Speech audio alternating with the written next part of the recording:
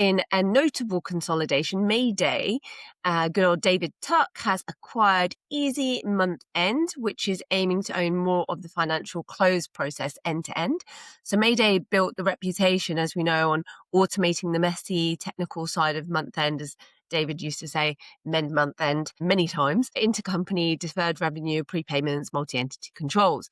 So Easy Month End, by contrast, focus on the framework, so the task management, reconciliations, accountability, and audit confidence. But put the two together, and it's about turning prep to posted into a connected workflow. So one login, unified UI, automation tied directly to closed tasks.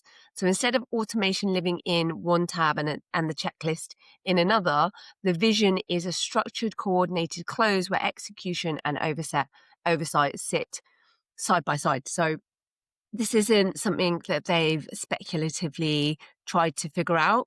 It seems that you've got finance teams that are already using both products together, and the acquisition just formalizes what customers had effectively stitched together themselves. I think this is a great move. It's smart, it's defensive, and it's possibly a sign of what's coming. I can see a scenario occurring where there is, as this is like a major workflow, that, month end is something that these guys end up maybe extending with their own agent in some cases as well. I mean, once you've got all parts of the pieces of the puzzle there, you've got this sort of tool that then is able to automate complexity across the board and provide controls and audit trails. But in the past, I think that has been so fragmented that this sort of feels like it's one of our, first AI type companies that is, that like won't run out of runway and hasn't promised on autonomy. I think David Tuck's done an exceptional job of making sure that he's seen a couple of years into the future on a deep sort of domain pain that in the past has been long overlooked. So for all those that missed the trick on investing in his rounds, I mean, you better be kicking yourself, because I think that this is has a broader implication in terms of where this business is going. So it's a good infrastructure building, and I think this is where we see durable value that will go the distance.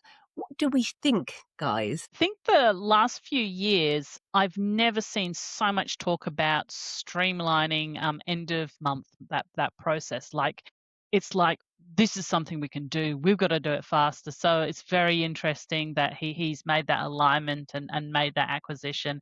And he seems to be surrounding himself with some really, to his credit, smart people who, as you said, I reckon they're having some big visionary conversations, which is exciting.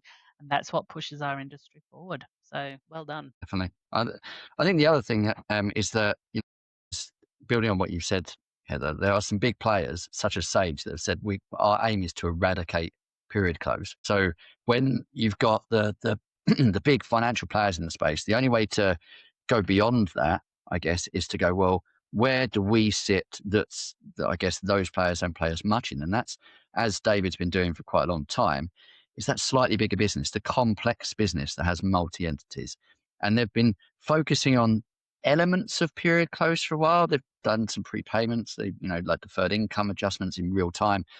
This makes sense to completely bring these two together. It's, in my opinion, a perfect pathway for them. And rather than try and build from scratch, acquire and merge together is a quicker way of doing that. So, yeah, I think it's a very smart play. I'm glad they've got to that size and scale where they can make acquisitions. Yeah, I'm interested to see how this turns out, because I know over the last year or so, they were rebuilding their kind of back engine. And as I know, a lot of the tech players have done to make them more AI accessible.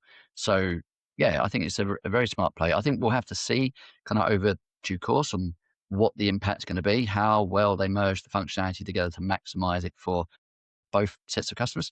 But yeah, very, very exciting one for 2026.